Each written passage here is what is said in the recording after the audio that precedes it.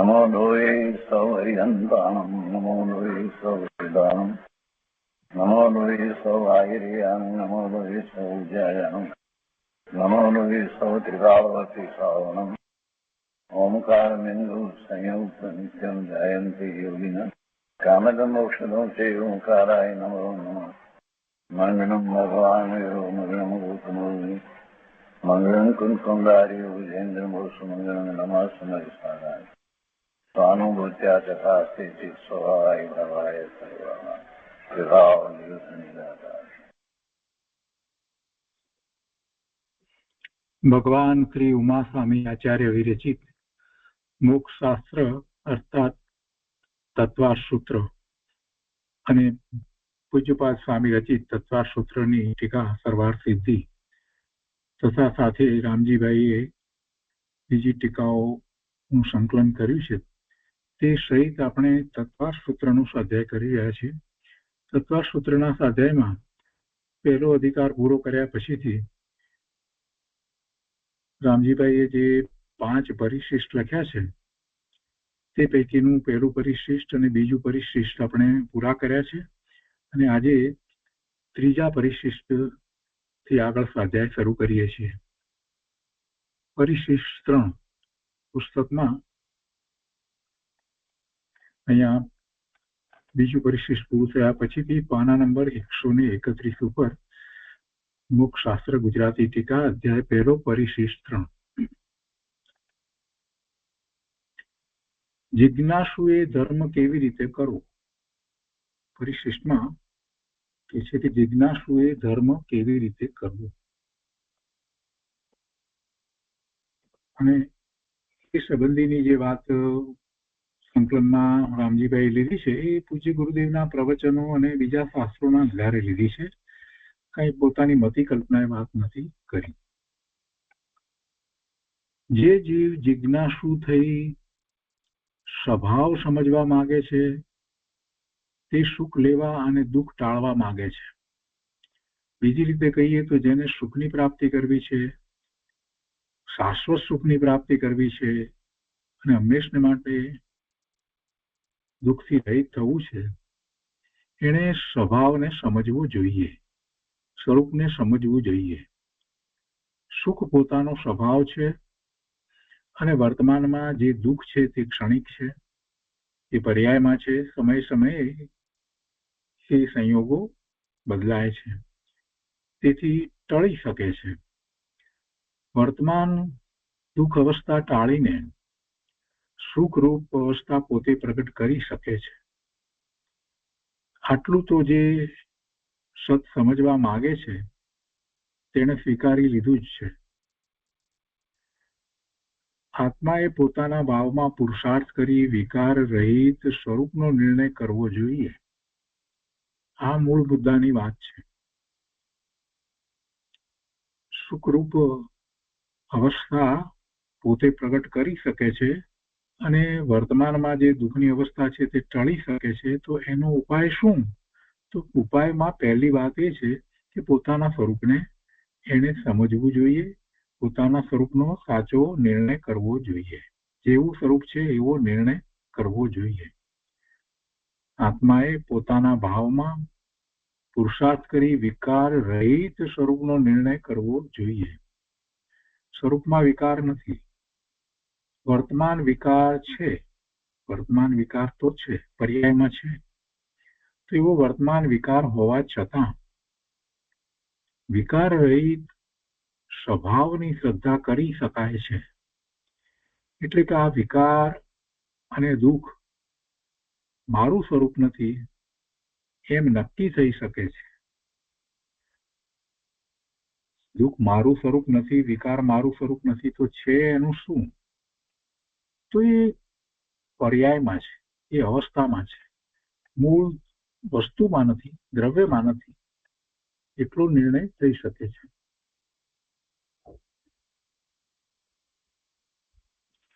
પાત્ર જીવનું લક્ષણ. હવે બીજી આગળ વાત લીધી છે. આટલી વાત કર્યા પછીથી એ છે કે પાત્ર જીવનું લક્ષણ એટલે કે કોણ પાત્ર છે જે આવો દુઃખ ટાળવાનો અને સુખની પ્રાપ્તિનો ઉપાય કરી શકે. તો એવું પાત્ર જીવ કોણ છે, અથવા તો એવી પાત્રતા કેવી રીતે પ્રાપ્ત કરી શકાય? કે છે કે જિજ્ઞાસુ જીવોને સ્વરૂપનો નિર્ણય કરવા માટે પહેલી જ જ્ઞાન ક્રિયા શાસ્ત્રોએ બતાવી છે. જ્ઞાન ક્રિયા, સૌથી પહેલી જ્ઞાન ક્રિયાની વાત શાસ્ત્રમાં આવી છે. એ કયા પ્રકારની જ્ઞાન ક્રિયા છે? તો શાસ્ત્ર એ વિનેશ્વર ભગવાનની વાણીમાંથી બન્યા છે, એટલે એ દ્રવ્યશ્રુત છે.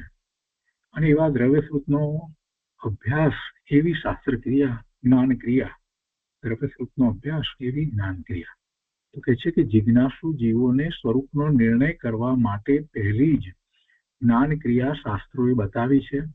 સ્વરૂપનો નિર્ણય કરવા માટે બીજું કઈ દાન, પૂજા, ભક્તિ કે વ્રત, તપ આદિ કરવાનું કહ્યું નથી. સ્વરૂપનો નિર્ણય કેવી રીતે થાય? વ્રત કરવાથી, પૂજા કરવાથી, ભક્તિ કરવાથી થાય? નથી થતો. સ્વરૂપનો નિર્ણય એ એક પ્રકારે જ્ઞાન ક્રિયા છે. શાસ્ત્ર દ્વારા થાય છે, ગુરુના ઉપદેશ દ્વારા થાય છે, સાક્ષાત જીનેશ્વર ભગવાનની વાણી દ્વારા થાય છે. પણ કરવાનું તો એ જ છે. સૌથી પહેલી વાત એ કરી છે. એટલે દાન, પૂજા, ભક્તિ કે વ્રત, તપ આદિ કરવાનું કહ્યું નથી. સૌથી પહેલી વાત જો કાંઈ હોય તો એને જ્ઞાન ક્રિયા શાસ્ત્ર દ્વારા કરવાની, અથવા તો એવા ગુરુના ઉપદેશ દ્વારા કરવાની. પરંતુ શ્રુત જ્ઞાનથી આત્માનો નિર્ણય કરવાનું જ કહ્યું છે. કોઈ તપ આદિ આ તે બધી વાતની જે કઈ વાત કરવામાં આવે છે એ બધું સાથે હોય તો ભલે રહ્યું, પરંતુ કરવાનું પહેલું શું છે? પહેલું તો એને શ્રુત જ્ઞાનથી આત્માનો નિર્ણય કરવાનો છે. કુદેવ, કુગુરુ અને કુશાસ્ત્ર તરફનો આદર અને તે તરફનું વલણ તો ખસી જ જવું જોઈએ. એ તો વાત હોવી જ ન જોઈએ. તથા વિષય આદિ પર વસ્તુમાં સુખ બુદ્ધિ ટળી જવી જોઈએ. બધા તરફથી રુચિ ટળી અને પોતાની તરફ રુચિ વળવી જોઈએ. અને દેવ, ગુરુ, શાસ્ત્રનો યથાર્થપણે ઓળખી તે તરફ આદર કરે. સાચા દેવ, ગુરુ અને શાસ્ત્ર તરફ નો આદર કરે અને પોતાની રુચિ પણ સ્વરૂપ તરફની થાય, તો જ એ સુખના માર્ગમાં આગળ વધી શકશે. એટલે અહીંયા એ વાત લીધી છે કે પર વસ્તુઓ, સંયોગો, વિષય આદિ અને કુદેવ, કુગુરુ, કુશાસ્ત્ર આ બધા તરફનું લક્ષ્ય છૂટી જવું જોઈએ. એની રુચિ હોય નહીં. અને રુચિ તો પોતાની તરફ વળવી જોઈએ. અને દેવગુરુ શાસ્ત્રને, સાચા દેવગુરુ શાસ્ત્રને યથાર્થપણે ઓળખીને તેમનો એ આદર કરે. અને આ બધું જો સ્વભાવના લક્ષ્ય થયેલ હોય તો તે જીવને પાત્રતા થઈ કહેવાય. અને આટલી પાત્રતા તે હજી સમ્યક દર્શનનું મૂળ કારણ નથી. સમ્યક દર્શનનું મૂળ કારણ તો ચૈતન્ય સ્વભાવનું લક્ષ્ય કરવું તે છે. પાત્રતા વિશે કૃપાળુદેવે પણ કેટલીક વાત કરી છે. એ સામાન્ય અપેક્ષાથી એમાં કેટલીક વાત લેવામાં આવી છે કે એને એવી નિર્માણતા હોવી જોઈએ, એને એવી સમર્પિત થવાની ભાવના હોવી જોઈએ સત્પુરુષના ચરણમાં, અને પક્ષપાત રહિત બુદ્ધિ હોવી જોઈએ, જેથી કરી અને એ સાચી વાતનો સ્વીકાર કરી શકે. આ બધી વાત પણ સાથે કહેવામાં આવી છે. એટલે અહીંયા તો એ વાતને તો એમ સમજી લેવાની કે એ તો છે જ, પણ હવે એ બધું હોવા છતાં એને શું કરવાનું? એ બધું હોવા છતાં શું કરવાનું? સત્પુરુષના ચરણમાં એ જઈને બેસી જાય તો પણ એનો આરો આવે નહીં. આ જીવ કેટલીય વાર સમૂહ શરણમાં ભગવાનના સમસરણમાં તીર્થંકર કેવળી પરમાત્મા જ્યાં બિરાજી રહ્યા છે અને કેટલા હજારો કેવળી પરમાત્મા બિરાજી રહ્યા છે, ત્યાં બેઠો તોય ધર્મ પામ્યો નથી. તો શું સત્પુરુષના ચરણમાં બેસી જવાથી ધર્મ પામશે? ના, એને કંઈક કરવાનું છે. એટલે પાત્રતાની અંદર બીજી પણ કેટલીક વાત છે, એને પુરુષાર્થ કરવો પડે છે. તો અહીંયા પુરુષાર્થને પણ સાથે બતાવ્યો છે. તો કે છે કે સમ્યક દર્શનનું મૂળ કારણ તો ચૈતન્ય સ્વભાવનું લક્ષ કરવું તે છે. પરંતુ પ્રથમ તો કુદેવ આદિનો સર્વથા ત્યાગ તથા સતદેવ ગુરુ શાસ્ત્ર અને સત સમાગમનો પ્રેમ તો પાત્ર જીવને હોય જ. આ તો બેઝિક વાત લીધી છે. આ તો હોય જ, એના વિના તો કોઈ આગળ વાત જ નથી. અને એવા પાત્ર થયેલા જીવોએ આત્માનું સ્વરૂપ સમજવા શું કરવું તે અહીં સ્પષ્ટ બતાવ્યું છે. એટલે કે સમ્યક દર્શનના ઉપાય માટે જ્ઞાનીઓએ બતાવેલી ક્રિયા. કઈ ક્રિયા કરવી? જળની ક્રિયાઓ તો કરી શકતો નથી. જે શરીર સાથે રહ્યો છે એની ક્રિયા તો આત્મા કરી શકતો નથી. એટલે એ ક્રિયાની તો વાત હોય જ નહીં. જ્ઞાન ક્રિયાની વાત છે. અહીંયા કે છે સમ્યક દર્શનના ઉપાય માટે જ્ઞાનીઓએ બતાવેલી ક્રિયા, રીત, ઉપાય જે કહો છે તો શું છે?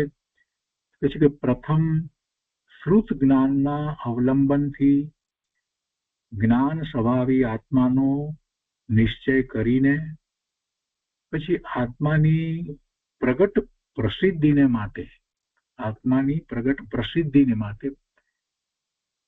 એને પ્રગટ કરવા માટે, એની અનુભૂતિને માટે પર પદાર્થની પ્રસિદ્ધિના કારણો જે ઇન્દ્રિયો દ્વારા અને મન દ્વારા પ્રવૃત્તિઓ બુદ્ધિઓ તેમને મર્યાદામાં લાવીને, પર પદાર્થની પ્રસિદ્ધિના કારણો જે છે તે શું છે?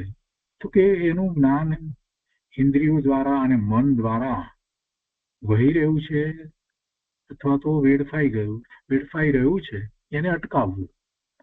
એટલે એ બુદ્ધિઓ એમને મર્યાદામાં લાવવી.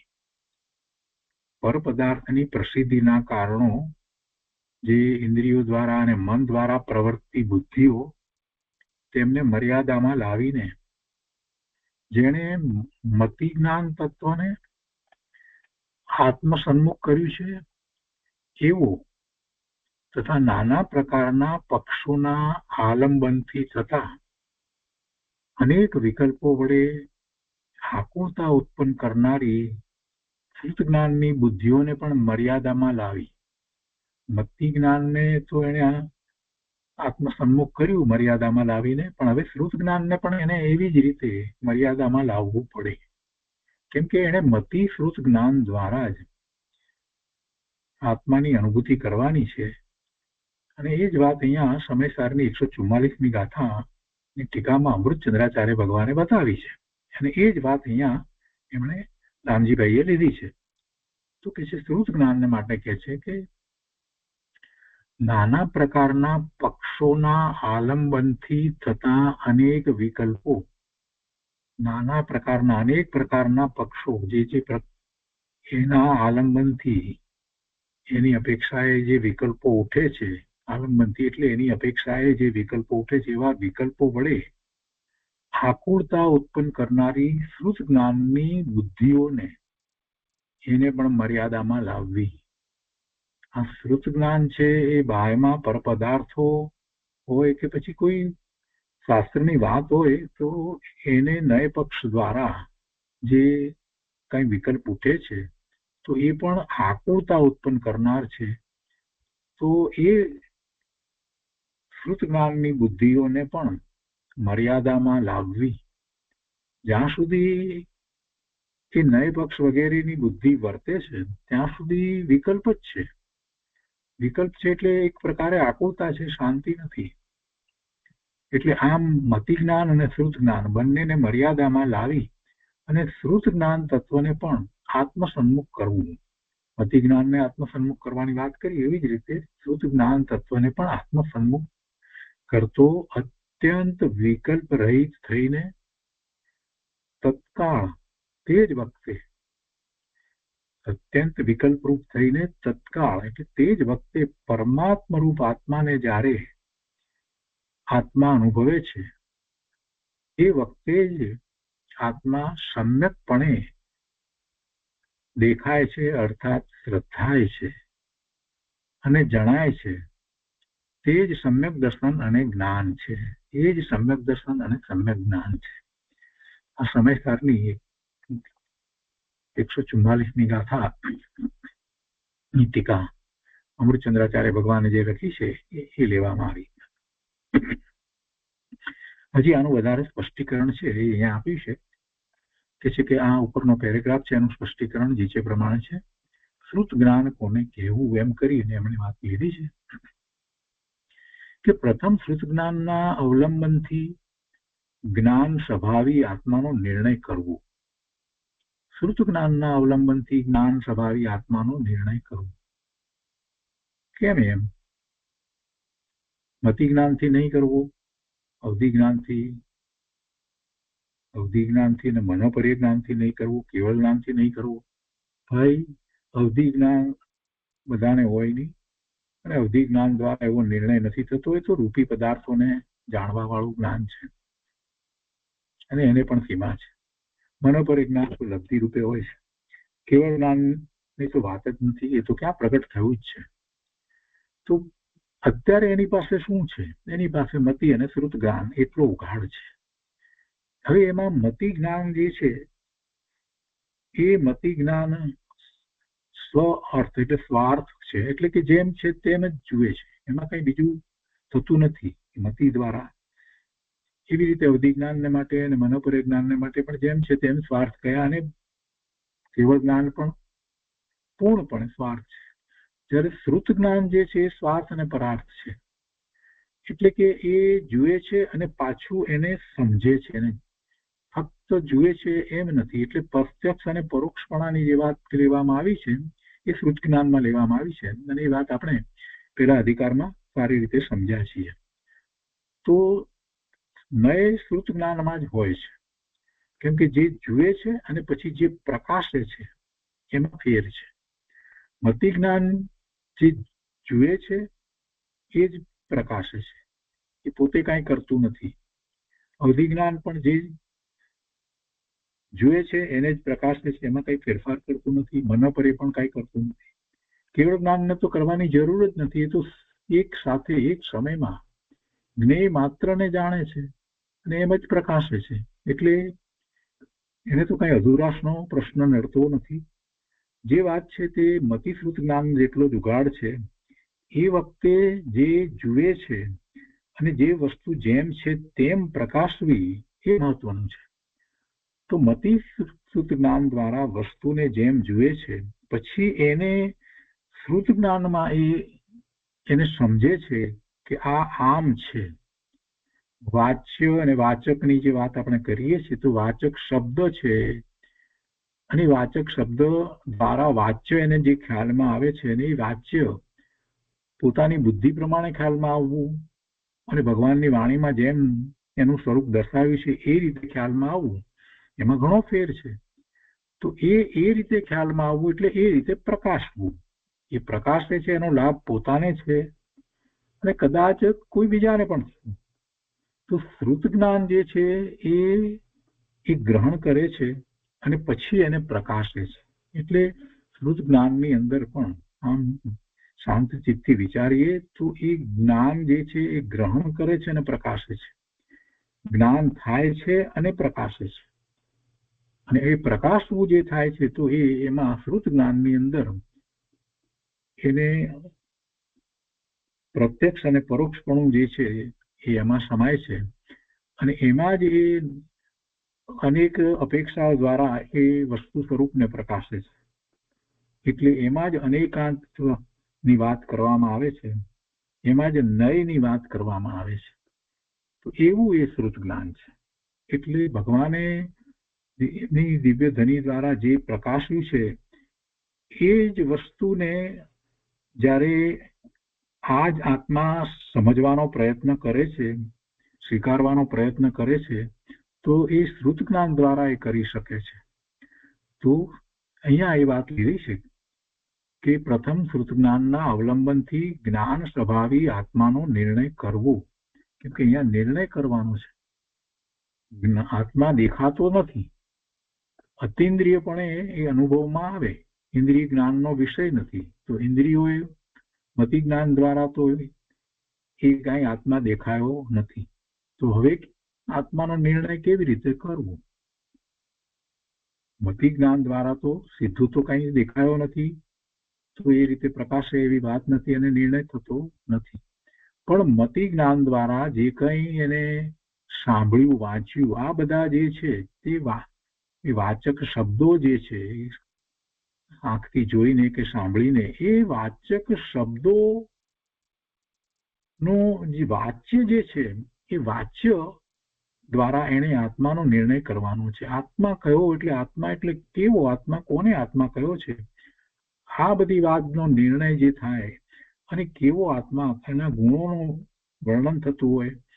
અનંત ગુણનું વર્ણન તો થઈ શકતું નથી, એટલે કેટલાક મુખ્ય ગુણોનું વર્ણન જે શાસ્ત્રમાં કરવામાં આવ્યું એ દ્વારા બીજા પણ એવા ગુણો છે એવો નિર્ણય કરવો, એવું અનુમાન કરવું, આ બધું શ્રુત જ્ઞાનમાં થાય છે. એટલે એમ નિર્ણય થાય છે. એટલે શ્રુત જ્ઞાનની વાત લીધી કે શ્રુત જ્ઞાનના અવલંબનથી જ્ઞાન સ્વભાવી આત્માનો નિર્ણય કરવો. જ્ઞાનનો સ્વભાવ એવો છે, જ્ઞાન જાણે છે અને પ્રકાશે છે. એ બે વાત દરેક જ્ઞાનને માટે લાગુ પડે છે. એ સૂક્ષ્મ વાત છે. દરેક વખતે જ્ઞાનના બે ભાગ હોય છે. પણ મતિ જ્ઞાન તો જે જુએ છે એ જ પ્રકાશે છે. એ કાંઈ કરી શકતું નથી. અવધિ જ્ઞાન કે મનોપર્યાય પણ કંઈ કરતા નથી. કેવળ જ્ઞાનને તો જરૂર જ નથી. જેમ છે એમ જ અનંત જ્ઞાનોને એક સાથે જ જુએ છે ને પ્રકાશે છે. એટલે શ્રુત જ્ઞાન એવું છે કે જે જુએ છે અને પછી પ્રકાશે છે, એમાં ફેર પડે છે. જે જાણે છે તો મતિ દ્વારા જે જાણ્યું છે એને એ જ રીતે પ્રકાશવાને બદલે શ્રુત જ્ઞાન એના વિશ્લેષણો કરે છે, એનો મિનિંગ સમજે છે, એનું અર્થઘટન કરે છે, વાચક શબ્દોનું વાચ્ય શું છે, આ બધું ક્યાં છે? એ બધું શ્રુત જ્ઞાનમાં છે. કઈ અપેક્ષાથી આ વાત આમ છે, બીજી કોઈ અપેક્ષાથી બીજી રીતે પણ છે અથવા નથી.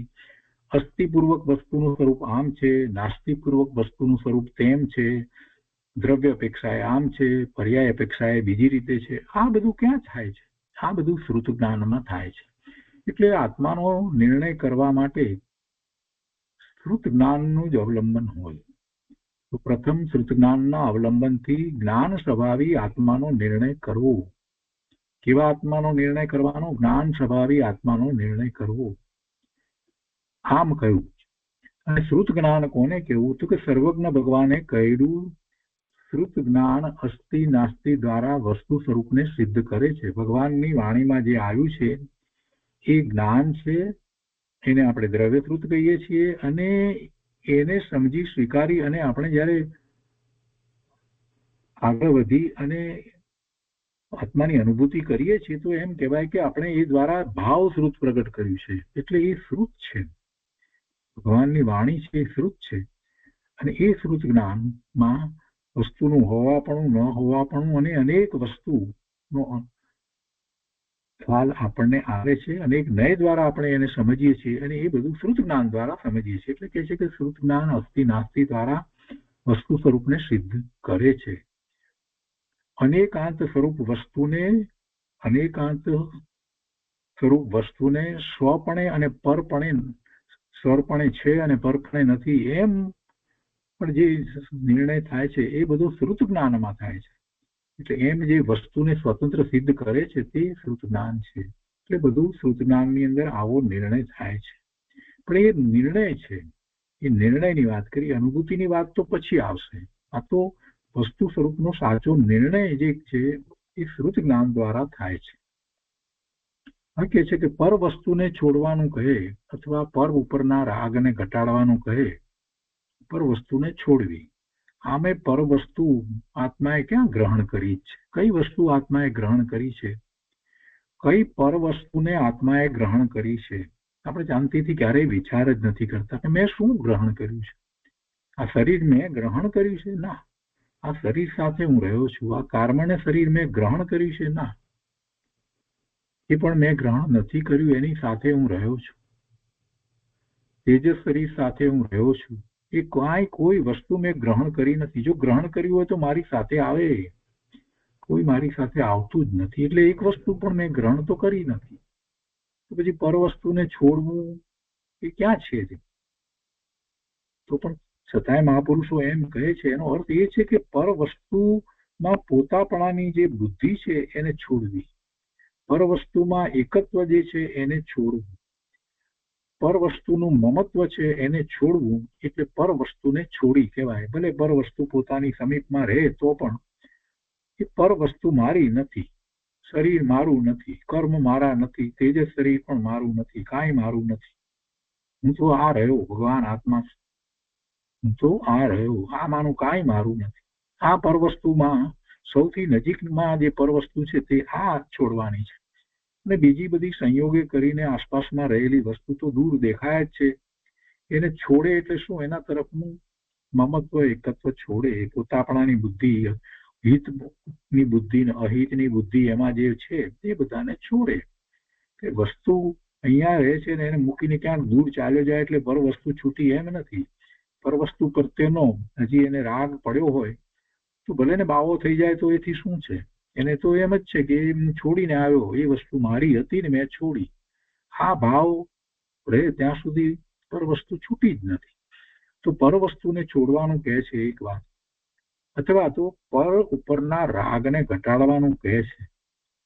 તો કે છે કે એ કાંઈ ભગવાને કહેલા શ્રુત જ્ઞાનનું લક્ષણ નથી. એ કાંઈ ભગવાને કહેલા શ્રુત જ્ઞાનનું લક્ષણ નથી. શ્રુત જ્ઞાનની વાત અહીંયા એ રીતે કરવી છે કે શ્રુત જ્ઞાન દ્વારા તો એ આત્માની અનુભૂતિ કરી શકે એવું શ્રુત જ્ઞાન છે. આ છોડવા વગેરેના ઉપદેશ વગેરે જે કહેવામાં આવ્યો કે એનાથી કઈ ધર્મ થઈ જાય છે એવી પણ વાત નથી. એક વસ્તુ પોતાપણે છે અને તે વસ્તુ અનંત પરદ્રવ્યથી છૂટી છે. આમ અસ્થિ નાસ્તિ રૂપ પરસ્પર વિરુદ્ધ બે શક્તિઓ પ્રકાશીને વસ્તુ સ્વરૂપને જે બતાવે તે અનેકાંત છે. અનેકાંતને તો આપણે સારી રીતે સમજીએ છીએ. અનેક નય દ્વારા, અનેક અપેક્ષાઓ દ્વારા, અનેક દ્રષ્ટિકોણ દ્વારા વસ્તુ સ્વરૂપને જે જણાવે છે એ અનેકાંત છે. અને એને કહેવાની પદ્ધતિને સ્યાદબાદ કહેવામાં આવે છે. અને ખાસ કરીને બે વિરુદ્ધ શક્તિઓ પણ એક સાથે પ્રકાશી રહેલી હોય તો એને પણ ક્રમમાં દર્શાવે છે અને એની અપેક્ષા સહિત દર્શાવે છે. એ અનેકાંતમય વાણી પરમાત્માની હોય છે. અને તે જ શુદ્ધ જ્ઞાનનું લક્ષણ છે. એટલે કે એ અનેકાંત દ્વારા વસ્તુ સ્વરૂપને સમજે એ જે જ્ઞાન છે એ શ્રુત જ્ઞાન છે. શ્રુત જ્ઞાનનું લક્ષણ જ એ છે કે અનેક નય દ્વારા વસ્તુ સ્વરૂપને સમજે. બીજા કોઈ જ્ઞાન અનેક અપેક્ષા દ્વારા, અનેક નય દ્વારા, અનેક દ્રષ્ટિકોણ દ્વારા વસ્તુ સ્વરૂપને ગ્રહણ કરતા નથી. શ્રુત જ્ઞાન એક જ એવું છે કે જે એને એ રીતે અનેકાંત દ્વારા વસ્તુ સ્વરૂપને સમજે છે. એટલે શ્રુત જ્ઞાનના લક્ષણ તરીકે અહીંયા રામજીભાઈએ એ રીતે વાત લીધી છે, સમજાવી રહ્યા છે. શ્રુત જ્ઞાન એટલે કે જે આખો પુરુષાર્થ જ્યારે કરવાનો છે પ્રભુ એ શ્રુત જ્ઞાનમાં કરવાનો છે. વસ્તુ સ્વપણે છે અને પરપણે નથી.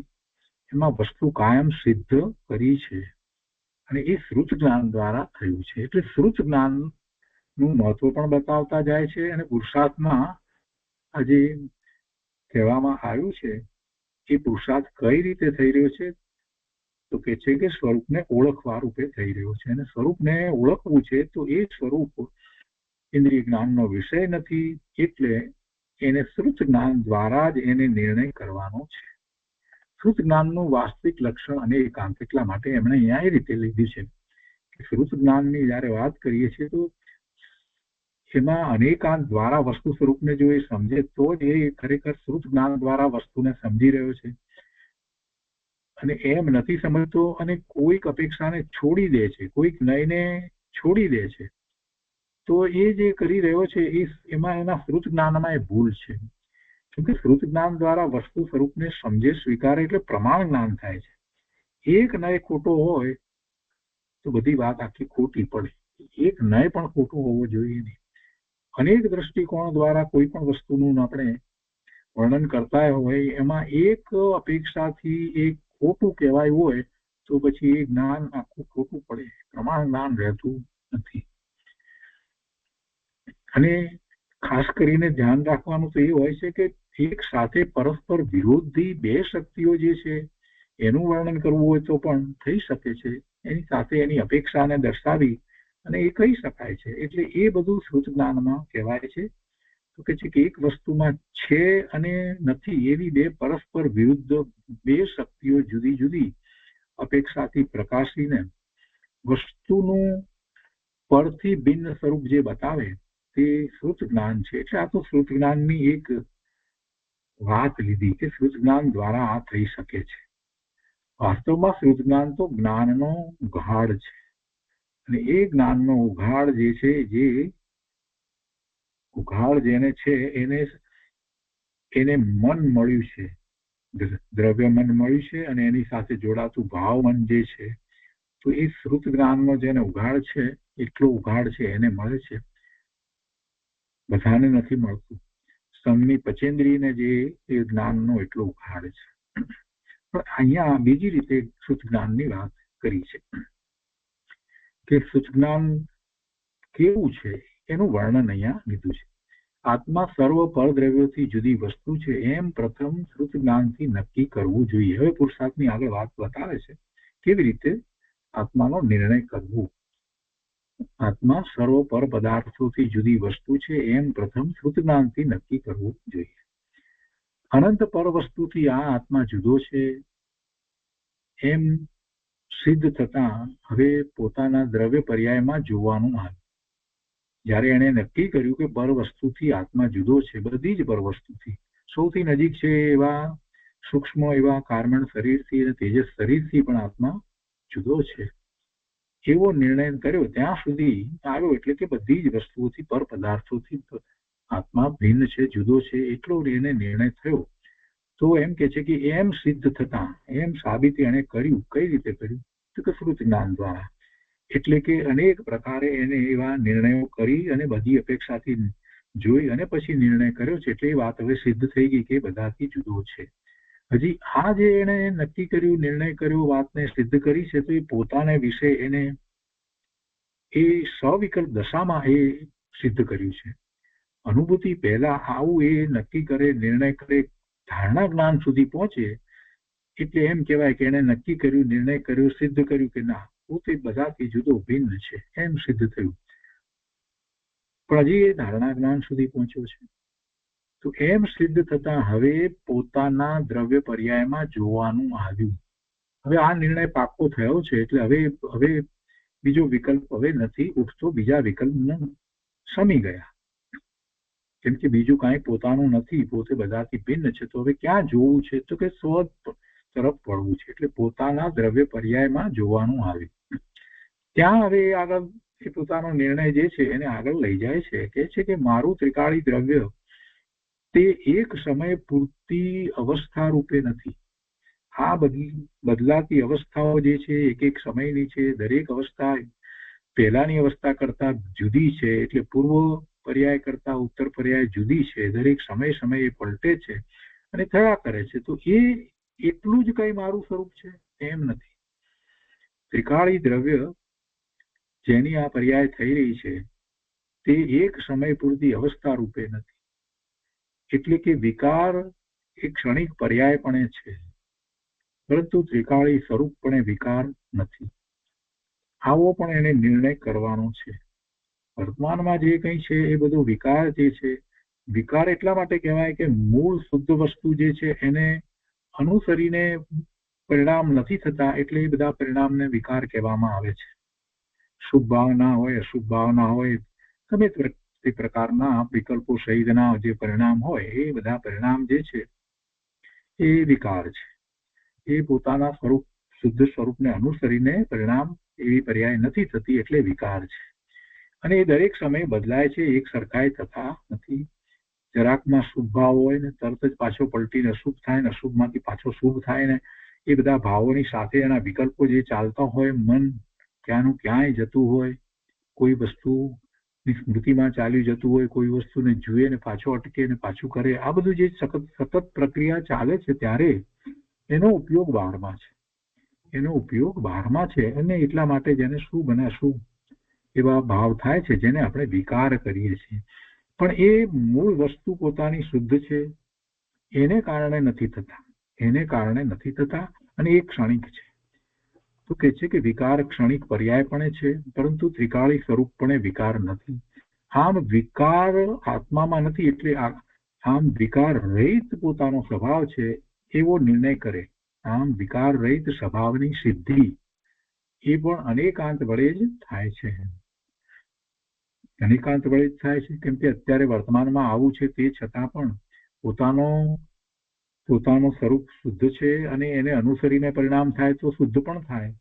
તો એ બધી વાત જે એનો વિચાર કરે છે, તો એને કઈ અપેક્ષાથી અત્યારે પરિણામને જુએ છે, પછી જે પરિણામ છે કઈ અપેક્ષાથી કેવા છે, આ બધાની વાત લઈએ એટલે અનેકાંત દ્વારા જ વસ્તુ સ્પષ્ટ થાય છે. એટલે આ વિકાર રહિત સ્વભાવ જે છે એને પણ એ કેવી રીતે સાબિત કરે છે, તો અનેકાંત વડે થાય છે. કેમ કે પ્રગટ સ્વભાવ તો અત્યારે એને મલિન છે, વિકાર સહિત છે, છતાંય પોતાનો સ્વભાવ ત્રિકાળી દ્રવ્યને અનુસરીને જે છે એ સ્વભાવ છે, એ તો શુદ્ધ છે, નિર્મળ છે. એટલે એમ અનેકાંત વડે જ એવો નિર્ણય પણ થાય છે. ભગવાનના કહેલા સત્શાસ્ત્રોની મહત્તા અનેકાંતથી જ છે. ભગવાને પણ જીવોની દયા પાળવાનું કહ્યું કે અહિંસા બતાવી અથવા કર્મોનું વર્ણન કર્યું, એ કઈ ભગવાનને કે ભગવાનના કહેલા શાસ્ત્રને ઓળખવાનું ખરું લક્ષણ નથી. આ એક બીજી વાત લીધી છે. હું તો અનેકાંતની વાતમાં જ આગળ વાત આ લીધી છે કે ભગવાને પણ જીવોની દયા પાળવાનું કહ્યું કે અહિંસા બતાવી અથવા કર્મોનું વર્ણન કર્યું, એ કાંઈ ભગવાનને કે ભગવાનના કહેલા શાસ્ત્રને ઓળખવાનું ખરું લક્ષણ નથી. તો એ બધી વાત દ્વારા કંઈક ખરેખર ભગવાને જે કહ્યું છે એ આપણને ખ્યાલમાં આવતું નથી. એટલા માત્રથી ખ્યાલ ના આવે. ભગવાને અહિંસાની વાત કરી છે, એને સમજવી પડે. ભગવાને કયા પ્રકારે અહિંસા કહી છે એને સમજવાનું છે. કર્મની વાત જે છે એને પણ સમજવાનું છે. એટલે કે છે કે ભગવાને પણ જીવોની દયા પાળવાનું કહ્યું કે અહિંસા બતાવી અથવા કર્મોનું વર્ણન કર્યું, એ કાંઈ ભગવાનને કે ભગવાનના કહેલા શાસ્ત્રને ઓળખવાનું ખરું લક્ષણ નથી. ભગવાન સર્વજ્ઞ છે, એવા સર્વજ્ઞ પરમાત્માને ઓળખવા માટે કંઈક બીજી વિશેષ વાત છે. અને એ વાત અહીંયા પહેલા લીધી છે કે ભગવાનની વાત કહે છે કે ભગવાન પણ બીજાનું કરી શક્યા નહીં, કેમ કે ભગવાનને પોતાનું કાર્ય પૂરેપૂરું કર્યું, પણ બીજાનું ભગવાને કાંઈ કર્યું નહીં. કેમ કે એક તત્વ પોતાપણે છે અને પરપણે નથી. હવે અહીંયા દ્રવ્યની સ્વતંત્રતાની વાત મેં લીધી છે રામજીભાઈએ, કે પોતે પોતાનું કાર્ય કરી શકે, બીજા પરનું કાર્ય કરી શકતા નથી. ભગવાને જે ભગવાન થયા એમણે પોતાનું કાર્ય કર્યું છે, પૂરેપૂરું કર્યું છે, પૂર્ણ દશાને પ્રાપ્ત કરી પ્રગટ કરી છે, પણ તે છતાં એ બીજાનું કાર્ય કરી શકતા નથી. બીજાના કાર્ય કરી શકતા નથી. કોઈકે મને ઘણા વર્ષો પહેલા શિકાગોમાં પ્રશ્ન કર્યો હતો કે ભગવાન બધું જાણે છે, તો પછી આ જે લોકો પાપ કરી રહ્યા છે એને કેમ રોકતા નથી, કેમ એમને શિક્ષા કરતા નથી? કેમ કે પેલી હિન્દુ ધર્મમાં જે માન્યતા છે ને, એ માન્યતા પ્રમાણે એમને પ્રશ્ન કર્યો, આપણા ભગવાન એમ કેમ નથી કરતા? એટલે એમને જાણે એમ કે આપણા ભગવાન જુદા ને પેલા ભગવાન જુદા, ને આ એમના ભગવાન તો બધું કરે, ન્યાય આપે, આપણા ભગવાન કેમ સર્વજ્ઞ છે તો કેમ કરતા નથી? આવો પ્રશ્ન. મેં કહ્યું કે ભગવાન જ્ઞાન સ્વરૂપી છે અને જ્ઞેય માત્રને જાણે છે, સર્વજ્ઞ છે, એટલે બધા જ્ઞેયોને જાણે છે તો જાણે છે. હવે કરવાની વાત જે વિચાર કરીએ તો એક દ્રવ્ય બીજા દ્રવ્યના પરિણામ કરી શકતું નથી. કોઈ કોઈનું કરી શકે એવું વસ્તુ સ્વભાવ જ નથી. તો ભગવાન શું કરે? ભગવાન કાંઈ કરતા નથી. ભગવાન કાંઈ કરતા નથી. પોતાના સ્વરૂપને વિશે સ્થિર છે, અવ્યાભાસ સુખ શાંતિ આનંદની દશામાં બિરાજમાન છે. અને એમણે એ માર્ગ બતાવ્યો, કરુણા એમને થઈ એટલે. અને જયારે એ માર્ગ બતાવ્યો ત્યારે પણ એમણે કઈ એ વખતે એવો રાગ ન હતો કે હું બધાને માર્ગ બતાવું. ઓમકાર ધ્વનિ તૂટે છે એ વખતે ભગવાનને કરુણા છે એટલે કઈ રાગ છે? ના, એ વખતે કરુણા છે એમ કેવું પણ વ્યવહારમયનું કથન છે. પૂર્વે એમને એવો કરુણાનો ભાવ, એવો શુભ ભાવ આવ્યો હતો. પૂર્વના ભાવમાં જયારે તીર્થંકર નામ કર્મ બાંધે છે ત્યારે એમને એવો ભાવ આવ્યો હતો કે બધા જીવો પૂર્ણ શુદ્ધ સ્વરૂપની પ્રાપ્તિ કરે, અનુભૂતિ કરે અને પૂર્ણતાને પામે એવો ભાવ પૂર્વે આવ્યો હતો. અને એને કારણે પછી આગળ વધતા એમને એવું તીર્થંકર નામ ગોત્ર બંધાયું. પણ તીર્થંકર નામ ગોત્ર છે, નામ કર્મની પ્રકૃતિ છે. અને એનો જયારે ઉદય આવે છે એ વખતે તો પ્રભુ પોતાના સ્વરૂપમાં 13મા ગુણતાનની દશામાં સ્થિર થઈ ગયા છે. હવે ન તો એમને કોઈ વિકલ્પ છે કે ન તો કોઈ રાગ છે. તો પછી એ જીવો પર કરુણા કરી અને સમજાવે એ કેવી રીતે બને? તો પેલું નામ ગોત્ર, તીર્થંકર નામ અને તીર્થંકર ગોત્ર, એ બધું તીર્થંકરની પ્રકૃતિ જે અનેક પ્રકારે જે બાંધી છે ને, એ પ્રકૃતિનો ત્યારે ઉદય થાય છે. એટલે ભગવાનને કઈ ઈચ્છા નથી, ઈચ્છા કરીને કઈ બોલે કે એવી કોઈ વાત નથી. એટલે સ્વયં જ પ્રભુના સ્વરૂપમાંથી એવી દિવ્ય ધ્વનિ, ઓમકાર ધ્વનિ છૂટે છે. અને એ દિવ્ય ધ્વનિ, ઓમકાર ધ્વનિ દ્વારા જીવો જ્ઞાન પ્રકાશ પામે છે. અને એ ઓમકાર ધ્વનિ પણ શરીરમાંથી ઉઠે છે એમ કેવું એ પણ વ્યવહારના એનું કથન છે. કેમ કે શરીર જુદું, ઓમકાર ધ્વનિ જુદી. કેમ કે ધ્વનિ જે છે તે ધ્વનિ તો ભાષા વર્ગના પરમાણુનું કાર્ય છે. ભગવાનની સમીપમાં રહેલા એ પરમાણુઓ જે છે એ ધ્વનિ રૂપે પરિણમી જાય છે. તો એની સાથે જ્ઞાન, કેમ કે ત્યાં કેવળ જ્ઞાન છે અને એ કેવળ જ્ઞાનના નિમિત્તે જયારે એવી ધ્વનિ છૂટે છે તો એ ધ્વનિની સાથે જ્ઞાન વહી રહ્યું છે. અને એને જીવો પોતાની જેટલી ઉઘાડની ક્ષમતા છે એ પ્રમાણે ગ્રહણ કરે છે. ત્યાં બેઠેલા બધા જ જીવો ભગવાનની દિવ્ય ધ્વનિમાંથી જ્ઞાન પ્રકાશ પામે છે પોતાની યોગ્યતા પ્રમાણે. એટલે ભગવાન શું કરે છે? ભગવાન પોતે હવે કાંઈ કરતા નથી, પોતાના સ્વભાવમાં સ્થિર છે. એમને તો પોતાનું કાર્ય પૂરેપૂરું કરી લીધું અને બીજાનું ભગવાને કાંઈ કર્યું નથી, કરતા નથી. પણ આપણને પૂર્વે જે ભાવ કર્યા હતા એને કારણે આપણને તો પ્રાપ્ત થઈ જાય છે. પૂર્ણ દશા કેવી રીતે પ્રાપ્ત થાય એ આપણને ભગવાનની દિવ્ય ધ્વનિ દ્વારા મળે છે. એ વાત મળે છે. અહીંયા કહે છે કે ભગવાને પોતાનું કાર્ય પૂરેપૂરું કર્યું પણ બીજાનું ભગવાને કાંઈ કર્યું નહીં. કેમ કે એક તત્વ પોતાપણે છે અને પરપણે નથી. તેથી તે કોઈ બીજાનું કાંઈ કરી શકે નહીં. પણ આ વાત જે રામજીભાઈ લાવ્યા એ પણ ભગવાનની વાણીમાંથી જ લાવ્યા છે. દિવ્ય ધ્વનિમાં જ એમ આવ્યું છે કે કોઈ કોઈનું કાર્ય કરી શકતું નથી. એક તત્વ બીજા તત્વપણે પરિણમતું નથી, બીજાને પરિણમાવી શકતું પણ નથી, બીજાનું કાંઈ કરી શકે નહીં. દરેક દ્રવ્ય જુદા જુદા સ્વતંત્ર છે, કોઈ કોઈનું કાંઈ કરી શકે નહીં. અને આમ જાણવું તે જ ભગવાનના શાસ્ત્રની ઓળખાણ છે અને તે જ શ્રુત જ્ઞાન છે. આ શ્રુત જ્ઞાનને મુખ્ય રાખી અને એમને કેટલીક વાતો લીધી છે. અલગ કે છે કે પ્રભાવનાનું સાચું સ્વરૂપ. આપણને એમ થાય કે પ્રભાવના તો કરવી, જ્ઞાન પ્રભાવના કરવી, ભગવાનને કરુણા છે, ભગવાન પણ એવી જ્ઞાન પ્રભાવના કરી રહ્યા છે. અંદર ભગવાને જ્ઞાન પ્રભાવના કરી. આ બધું પ્રભાવના તો શું સાચું ખરેખર સ્વરૂપ શું છે? પ્રભાવના કોઈ કરી શકે છે ખરું? તો પ્રભાવના કરે છે તો પોતે પોતાને જ પ્રાપ્ત થાય છે. એ પ્રભાવના ખરેખર જોવા જઈએ તો નિશ્ચિત પ્રભાવનાનું સ્વરૂપ એવું છે કે પોતે પોતાને વિશે પ્રભાવના કરે છે અને એનો પ્રાપ્ત કરનાર પણ પોતે જ છે. એ પ્રાપ્ત કરનાર સંપ્રદાન પણ પોતે જ છે. આપણે 6 કારકમાં જે કહીએ છીએ ને, કર્તા, કર્મ, કરણ અને પછી સંપ્રદાન, ચોથું જે કહીએ છીએ, એટલે જે એનો લાભ પ્રાપ્ત કરે છે એ પણ પોતે જ છે. એટલે વસ્તુ સ્વરૂપ તો એવું જ છે. કેમ કે પ્રભાવના કરીએ તો પેલાને એ પ્રાપ્ત થઈ જવાની છે. ભગવાનની વાણી જ્યાં એવી દિવ્ય ધ્વનિ છૂટે છે ત્યાં બધા બેઠા છે તો બધાને કઈ જ્ઞાન પ્રાપ્ત થઈ જાય છે? નથી પ્રાપ્ત થતું. કેમ પ્રાપ્ત નથી થતું? કેમ પ્રાપ્ત નથી થતું? પ્રભાવના થઈ રહી છે તો બધાને સરખી તો મળી રહી છે, તો કેમ નથી થતું? એની યોગ્યતા હોય તો એ પ્રાપ્ત કરે ને. પર પદાર્થની અંદર આપણે પેસીને કાંઈ એનું કરાવી શકીએ એવી તો વસ્તુ સ્વરૂપ નથી. ભગવાન પણ એ કરી નથી શકતા. એટલે પ્રભાવના, જ્ઞાન પ્રભાવના થાય કેવી રીતે? બીજા જીવને હું જ્ઞાન પ્રભાવના દ્વારા જ્ઞાન કરાવી દઉં એ શક્ય જ નથી. કોઈના પરિણામો ફેરવતું જ નથી. સૌને પોતાની જ્ઞાન ક્રિયા થાય છે. અને આ વાત તો આપણે રોજ કરીએ છીએ કે ભાઈ પ્રભુ આપની જ્ઞાન ક્રિયા, પોતાની જ્ઞાન ક્રિયા. એમાં કોઈ શું કરે? કોઈ જીવ પરદ્રવ્યની પ્રભાવના કરી શકતો નથી. પરદ્રવ્યની તો નથી કરી શકતો, પણ જ્ઞાનની પ્રભાવના એ ખરેખર કરી શકતો નથી. પરંતુ જૈન ધર્મ એટલે કે આત્માનો વિતરાગ સ્વભાવ, તેની પ્રભાવના ધર્મી જીવો કરે છે એમ વ્યવહારથી કહેવામાં આવે છે. એમ વ્યવહારથી કહેવામાં આવે છે. વાસ્તવમાં પ્રભાવના કોઈ કરી શકતું નથી, પણ એને એવો વિકલ્પ ઉઠ્યો છે કે બીજા કરુણાનો એવો ભાવ આવ્યો છે ધર્મી જીવને કે બીજા પણ આ વાતને જાણે. બસ એવો સ્વભાવ એનો છે. અને પેલા સામેવાળા એની વાતને જાણે, સમજે કે ન સમજે એ પેલા કામાજીવના ઉપર આધાર રાખે છે. આત્માને જાણ્યા વગર આત્માના સ્વભાવની વૃદ્ધિરૂપ પ્રભાવના કેવી રીતે કરે? એટલે કે જે પ્રભાવના કરી રહ્યા છે આપણે વ્યવહારથી જે કહીએ, જેમ કે ગુરુદેવે આ પ્રભાવના કરી, જ્ઞાન પ્રભાવના કરી 45 વર્ષ સુધી, એમ જે આપણે કહીએ છીએ, તો એ કરનારાની વાત અહીંયા કહે છે કે પણ કોણ કરે?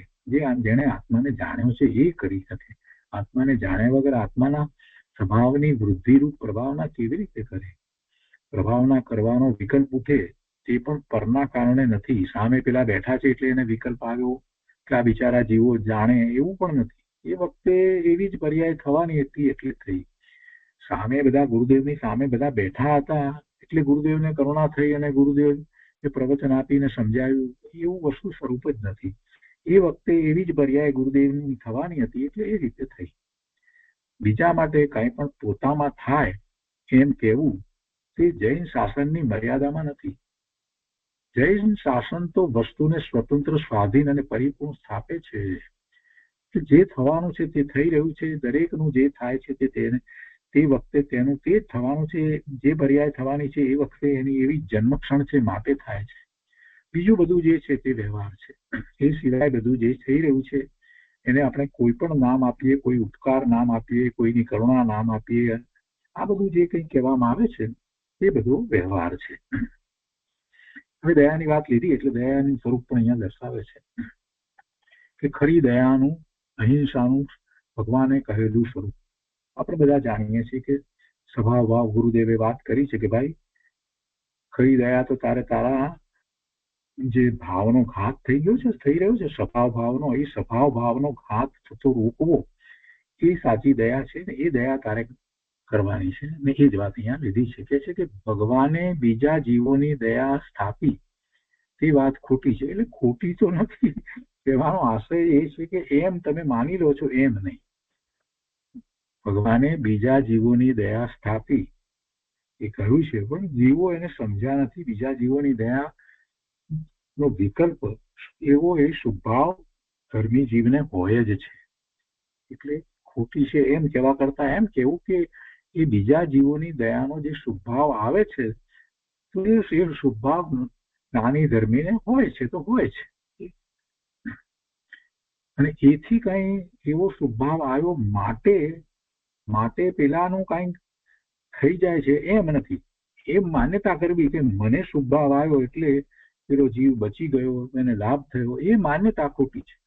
ખોટું આ છે, પરજીવની ક્રિયા આ જીવ કરી જ શકતો નથી તો પછી તેને બચાવવાનું ભગવાન કેમ કહે? એટલે ભગવાને એને બચાવવાનું નથી કહ્યું એમ નહીં, પરંતુ પોતાને એવો વિકલ્પ આવ્યો છે તો એ પોતે એને બચાવ્યો તો એ પોતે એને બચાવી શકતો નથી. દરેક જીવ સ્વતંત્ર છે, એનો બચવાનો એ સમય હતો એટલે એ બચ્યો છે. એમ આપણે સમજવાનું છે. ભગવાને એમ નથી કહ્યું કે તને ભાવ આવ્યો માટે તે એને બચાવ્યો. એમ જો તું માનતો હોય તો એ વાત બરાબર નથી. એટલે એમ ભગવાને કહ્યું નથી કે તું એને બચાવી શકે છે, એમ નથી કહ્યું. પણ તને એવો વિકલ્પ આવે, શુભભાવ હોય, એવો શુભભાવ જ્ઞાની ધર્મીને આવે, પોતાની ભૂમિકા અનુસાર આવે છે. એટલે એવો ભાવ આવવો એ સહજ વાત છે, એ અસત્ય નથી. અને એવા ભાવ જીવોને આવે છે અને એટલા માટે જ જીવોને પુણ્યના બંધ પણ પડે છે. અને એ પુણ્યના બંધ પ્રમાણે એને એવી મનુષ્યની અને દેવની ગતિ પણ થાય છે. એટલે આ વાત જે કહી છે ને એ રીતે સમજવી, સીધો વિરોધ ના કરવો. ભગવાને તો આત્માના સ્વભાવને ઓળખીને કસાય ભાવથી પોતાના આત્માને બચાવવો તે કરવાનું કહ્યું છે. કસાય ભાવથી પોતાના આત્માને બચાવવો. પોતાને જે ક્રોધ, માન, માયા, લોભ અને 9 પ્રકારના 9 કસાયના એવા ભાવ જે થાય છે એ ભાવ પોતાના નથી, એ ભાવ આત્માના નથી. એ પરલક્ષે થતા ભાવ જે છે એટલે એ પર પણ કરાવતું નથી. પોતાના પુરુષાર્થની નબળાઈને કારણે થતા એ ભાવ જે છે, મિથ્યાત્વને કારણે થતા એ ભાવ છે, એ બધા ભાવથી પોતે બચાવવો. અને એ દયા છે. એટલે કે પોતાના સ્વભાવ ભાવનો ઘાત ન થવા દેવો કેમ કે એવા ક્રોધ, માન, માયા, લોભ વગેરેના જે ભાવો જે થાય છે એમાં પોતાના સ્વભાવ ભાવ ની પ્રકટતા થતી નથી, એટલે એમ પોતાના સ્વભાવ ભાવનો ઘાત થાય છે. અને એ જ એ ભાવ મરણ છે. એ સ્વભાવ ભાવ જે છે તો એનું ભાવ મરણ છે. અને એને માટે જ કૃપાળુદેવે એમ કહ્યું છે, ક્ષણ ક્ષણ ભયંકર ભાવ મરણે કાં અહો રાચી રહો. એવા ભાવ મરણ શા માટે પ્રભુ તમે કરી રહ્યા છો? કૃપાળુદેવે વાત કરી છે ને એ બચાવવાનું છે, એની દયા પાળવાની છે કે ના, એવા મારા સ્વભાવ ભાવનો ઘાત ન થવો જોઈએ. તો પછી સ્વભાવ ભાવે પરિણમવું જોઈએ. અને એ જ ખરી દયા છે, તે જ ખરી દયા છે. એમાં આત્માને બચાવો તે કરવાનું છે, તે જ ખરી દયા છે. આત્માને બચાવવો એટલે એના પોતાના ભાવને બચાવવા, એના ભાવનો ઘાત ન થવો. આત્મા તો બચેલો જ છે, આત્માને કઈ કોઈના રક્ષણની જરૂર નથી. ભાવ અપેક્ષા એ વાત છે. પોતાના આત્માનો નિર્ણય કર્યા વગર જીવ શું કરશે? આત્માનો નિર્ણય કર્યા વગર તો આવી વાત જીવને થતી જ નથી, આવી વાત એને હોતી જ નથી, આવા જ વિકલ્પ આવતા જ નથી. એટલે નિર્ણય તો એને આત્માનો પહેલા કરવો જ જોઈએ. ભગવાનના શ્રુત જ્ઞાનમાં તો એમ આવ્યું છે, ભગવાનના શ્રુત જ્ઞાનમાં એટલે ભગવાનની વાણીમાં એમ આવ્યું છે, શ્રુતમાં દ્રવ્યશ્રુત જેને કહીએ છીએ એમાં એમ આવ્યું છે કે તું તારાથી પરિપૂર્ણ વસ્તુ છો. તું તારાથી પરિપૂર્ણ વસ્તુ છો. દરેક તત્વ પોતાથી જ સ્વતંત્ર છે. કોઈ તત્વને બીજા તત્વનો આશ્રય નથી, આધાર નથી, બીજા તત્વના કારણે રહેવું નથી. આ પ્રમાણે વસ્તુના સ્વરૂપને છૂટું રાખવું તે અહિંસા છે. અને એકબીજાનું કરી શકે એમ વસ્તુને પરાધીન માનવી તે હિંસા છે. વસ્તુને પરાધીન માનવી એટલે એ પોતાનો જે સ્વભાવ છે એનો એમાં ઘાત થાય છે. મિથ્યાત્વ એ મોટામાં મોટી હિંસા છે. મિથ્યાત્વમાં હિંસા છે. મિથ્યાત્વમાં તો પોતાના સ્વભાવ ભાવનો ખૂબ ઘાત થાય છે, એટલે મોટી હિંસા છે. એટલે તો એને મોટામાં મોટું પાપ કહ્યું છે. તો આજના સાથે આપણે અહીંયા સુધી રાખીએ છીએ. એક એક વાતને સાથે ને સાથે વધારે ગહનતાથી સમજવાનો પ્રયત્ન કરતા જઈએ.